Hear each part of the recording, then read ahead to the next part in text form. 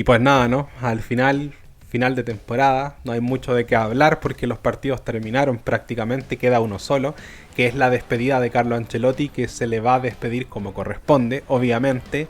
Pero no hay mucho de qué hablar, así que entramos ya en sección humo, sección fichajes, ¿no? Lo que toca, ¿no?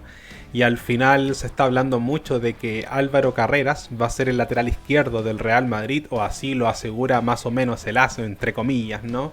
Que dice que la negociación está caliente. Y también en el Sport hablan de la repesca de Nico Paz. La verdad es que yo no soy muy admirador de Nico Paz, digámoslo de esa manera. Pero partamos con el tema de Carreras. El artículo está a través del AS y dice lo siguiente. Después de Dean Housen, el objetivo es Álvaro Carreras. El lateral izquierdo del Benfica es el fichaje que quiere el Real Madrid para esa posición. Las negociaciones entre el club blanco y la entidad de las Águilas está en fase avanzada, toda vez que el Manchester United, que tiene una opción de recompra sobre el jugador, haya dado el visto bueno a la operación. Simplificando, Benfica y Real Madrid discuten a estas horas el precio final por el futbolista, que debe estar en una horquilla entre los 40 y los 50 millones de euros. El Benfica es quien tiene la palabra. El club lisboeta ha puesto esta línea roja 40 millones como mínimo para percibir por Carreras, pero aspira a cobrar por el lateral izquierdo 50 millones para satisfacer a su afición. Hay que tener en cuenta que el Benfica pagó por Carreras 6 millones al United y que 18 millones de la operación con el Madrid serán para el club inglés, una vez que ha dado el ok al equipo lisboeta para negociar y no intervenir en la operación. No lo recompra, pero con la condición de sacar tajada del montante final. Con todo, no son buenos días para la directiva del Benfica, en la que Rui Costa, su presidente, está muy cuestionado, pues bien, la operación está siendo examinada con lupa por los aficionados al club de las Águilas y es el motivo por el cual aún no se ha cerrado. Mira, honestamente, Álvaro Carreras a mí no me parece un mal jugador.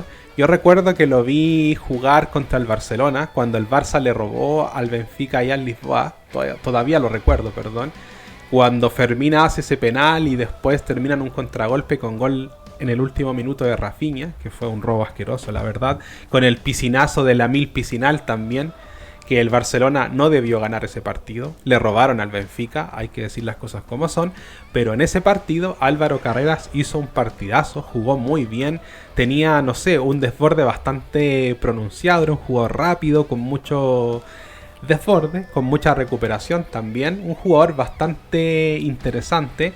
A mí en lo personal no me parece mal jugador, no me parece tampoco que sea la gran cosa, hay que decirlo de esta manera, porque Álvaro Carreras después yo también le vi jugar contra el Barça, cuando el Barça jugó la eliminatoria contra el Benfica, creo que fue en octavos, ¿no? Y Álvaro Carreras jugó el primer partido y no jugó absolutamente a nada, jugó bastante mal, entonces claro, tienes dos partidos que son un contraste bastante grande. Tienes un partidazo de Álvaro Carreras contra el Barcelona y que terminó perdiendo el Benfica, y después tienes otro partido bastante malo de Álvaro Carreras y que también perdió el Benfica, ¿se entiende? Entonces pues nada, ¿no? Al final yo honestamente pienso de que Álvaro Carreras es un excelente jugador.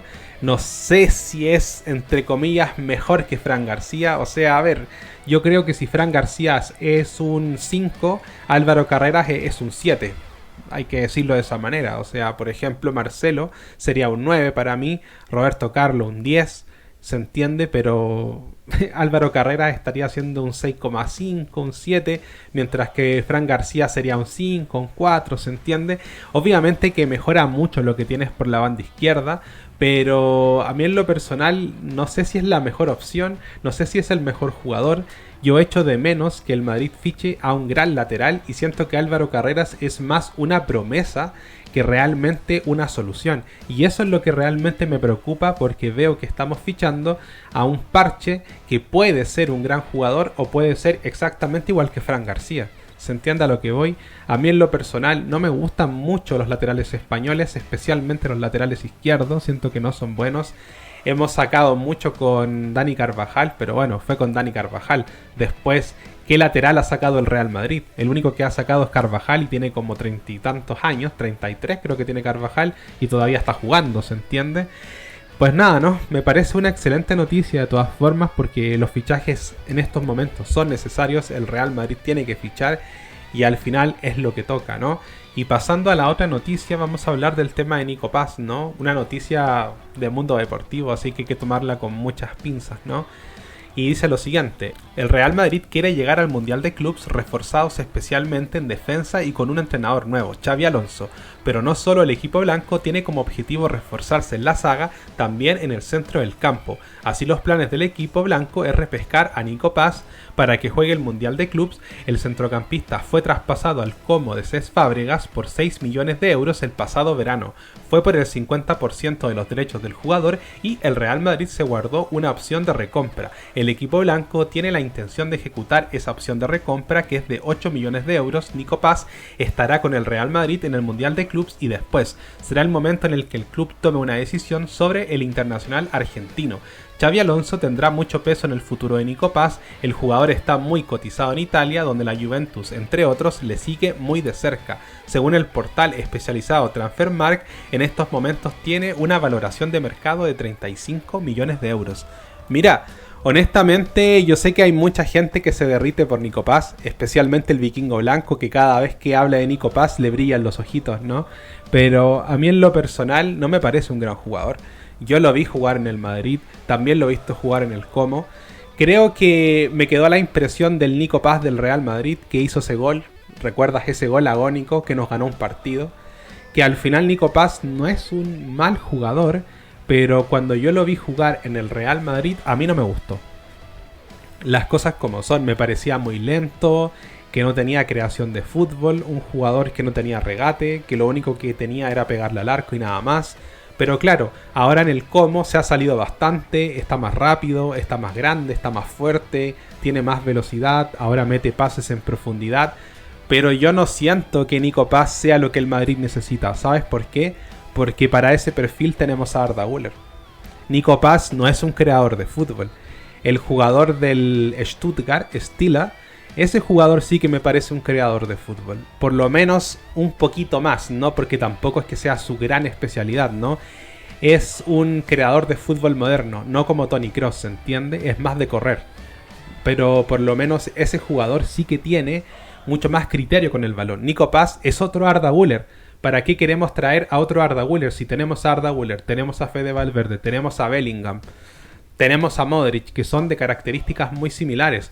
No necesitamos a Nico Paz en el equipo. Yo creo que debería darle la oportunidad Xabi Alonso específicamente a Arda Güler de cumplir esa función y ahorrarse lo que el Madrid pueda invertir en Nico Paz. A mí me parece totalmente innecesario. Entiendo que el jugador se está saliendo, que es uno de los grandes jugadores en estos momentos, que obviamente si el Madrid lo repesca yo no me voy a quejar, porque lo importante es que el Madrid esté fuerte, sea quien juegue, a mí me da lo mismo quién esté jugando y quién esté dirigiendo, lo importante es que el Madrid gane, siempre es lo más importante que el club coseche muchas victorias y trofeos, ¿no? Sin embargo, a mí en lo personal, traer a otro Arda Güler me parece como que no tiene mucho sentido. Y me dirás, pero si Arda Güler esta temporada apenas ha hecho algo. Claro, porque Ancelotti no se lo permitió. Ese es el problema. Pero Arda Güler es un jugador de las mismas características que Nico Paz. Obviamente es mucho más pequeño, pero le pega mucho mejor que Nico Paz, hay que decirlo. Y da los mismos pases en profundidad que da Nico Paz. Es que es lo mismo. Es que ninguno de los dos es un creador de fútbol. Son una especie de enganche. ¿Cuál es la diferencia entre un enganche y un creador? El creador lo que hace es tomar la pelota y la abre a la banda derecha, o la abre a la banda izquierda, mete un pelotazo y te habilita, o la abre o siempre despeja. La función de ellos es crear fútbol. En cambio, Arda Güler y Nico Paz son más del último pase, son jugadores que aceleran en el último tramo para que se genere una acción ofensiva. Entonces ellos no están preocupados en crear fútbol. Ellos están preocupados en crear la última instancia, el último pase, para que se ejecute lo que se tiene que ejecutar, ¿no?